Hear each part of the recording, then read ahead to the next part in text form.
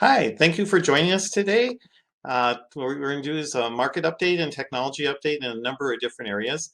For those of you who aren't familiar with Hyperion research, we spend our time doing a lot of research, a lot of surveys, and a lot of reports and analysis and studies to help organizations make more effective decisions and seize growth opportunities. We also operate the HPC user forum, which has a somewhat different mission, and that is to in general help improve the health of the HPC, AI, and quantum computing industry around the world. And here's the Hyperion research team. We have a number of new members, and I invite everyone to meet with us and have discussions at Supercomputing next week. And here's some example research areas, traditional HPC, AI, machine learning, graph, cloud, storage, interconnects, and so on, that we do our studies, our research and reports.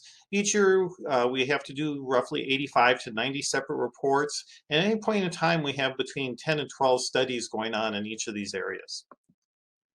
So the agenda for our briefing today includes the HPC market update, update on exascale systems, HPC in the cloud, storage and interconnects, and then some interesting findings from our recently completed multi-client study, update on what's going on with HPC applications, AI, and the quantum computing sector, and then we do have a number of HPC innovation awards to announce today.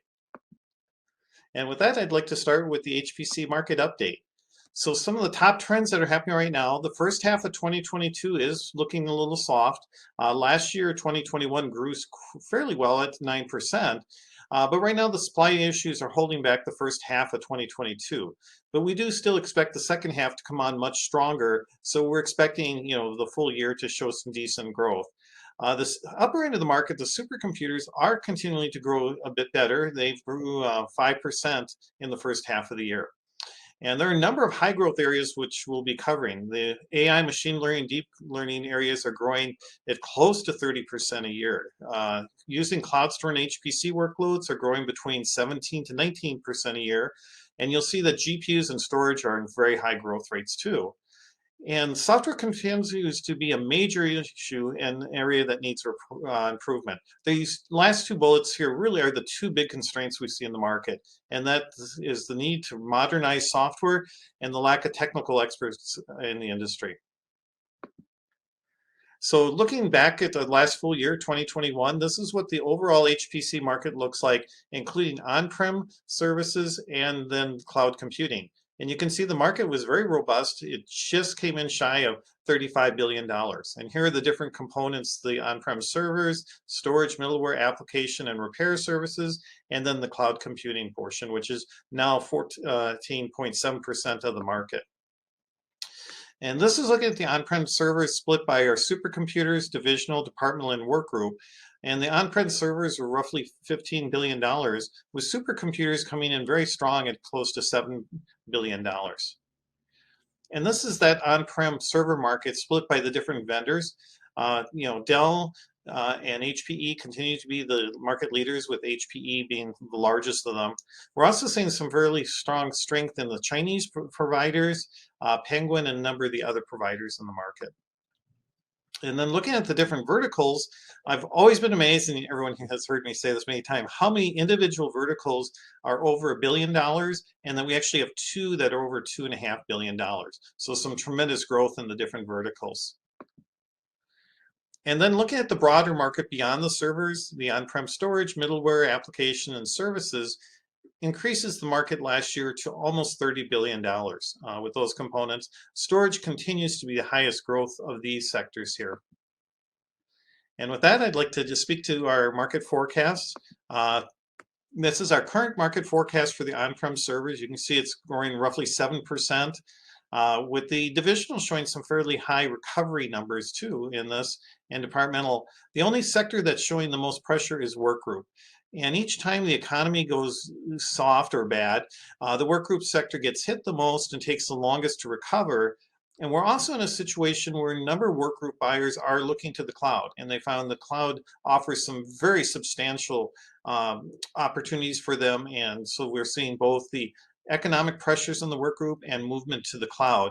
In particular, if you have a variable workload, or given what happened with COVID, if you have to shut down your operations for 2 months, the cloud allows you to turn your expenditures on and off very quickly.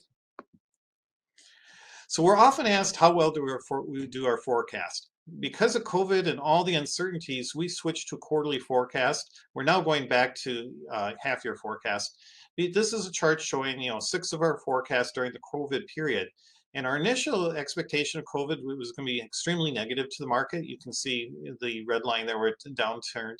And it turned out the market actually recovered. Now, there are a number of things that happened here. The vendors did a magnificent job addressing the supply chain and all the other COVID-related issues. And we also saw Fugaku coming in a year early, so that added $1 billion. But this kind of shows you how our forecast has shifted and changed over time. And normally our forecast kind of smooth in the out years, but we are expecting a slight downturn in the exascale system around 2025. This is not due to a reduction in the number of exascale machines. It's due to the price tag coming down.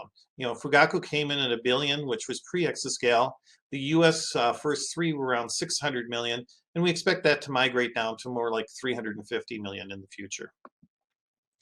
And as you noticed, about a year ago, we decided to subdivide our supercomputer category into 3 different subsegments. The first one are leadership/exascale systems, which we identify each one of those individually, and Bob will be covering some of how that works out and what those are. But those are individually identified systems.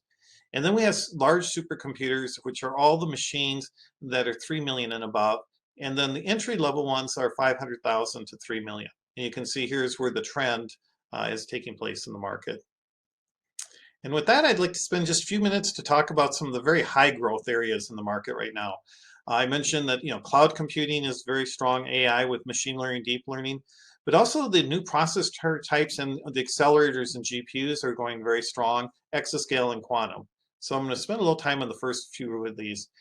So last year we saw the first major shift in cloud computing. We were asked by a number of customers for the last decade to watch the market and see when on-prem spending actually has moved to the cloud. And up until the last year, there were a few one-off examples, but almost all cloud spending was new budget for sites. And we saw last year for the first time, a sizable number of people decided to move some of their on-prem spending to the cloud. In most cases, it was delays of purchases or spending slightly less on their current systems or buying something different in the system. But this is adding to the cloud growth heavily. At the same time, we still expect the on-prem spending to be very strong because the amount of money that's moved isn't a very large amount, but it is the first time we saw the shift where the on-prem budget, portions of that are moving to the cloud. And so this is our 5-year cloud forecast. You can see here just some significant growth that we're expecting, over 17% compound average growth rates. And then looking at the AI portion of the market, and Alex will be covering this in much more detail. In this case, we're looking, if you look at all the AI categories, 22% growth rate. And like I said, in some of them, like the separate deep learning ones, you're getting closer to 30% even. So just tremendous growth in the AI sector. And also within AI, we've doing at any point in time, multiple studies, but just put in 1 or 2 charts here, and Alex will cover much more. Where it's being used, what is the major area? Machine learning is the top area. Deep learning is fairly close, but then there's a number of other categories as far as graph analytics, cognitive computing, and that we also see in the market. And this is across the entire spectrum of the HPC market around the world. Now, looking at co-processors, again, in our most recent studies, 83% of the sites have an accelerator at the site. So it's just tremendous penetration of the market. And this chart is showing from one of our multi-client studies, the different categories, as far as how many, whether it's they have none, which is only 17%, but then less than 32, going up to 5,000 to 10,000, we actually had 3% of the sites have that many co-processors or GPUs. So this is showing our GPU accelerator forecast. It is a little bumpy, but those 2 spikes there were for individual large systems that just consume so many GPUs in a given year. But again, we're extremely bullish on what's going on in the GPU accelerator market. And then, as I mentioned earlier, the HPC storage growth rates here. Mark will be covering storage and interconnects in much more detail, but I just want to show the summary chart here that because of AI, big data, and the growing size of models in simulation, we expect to see storage to grow at a very high rate also. And with that, next we'll be covering a quick update on exascale systems.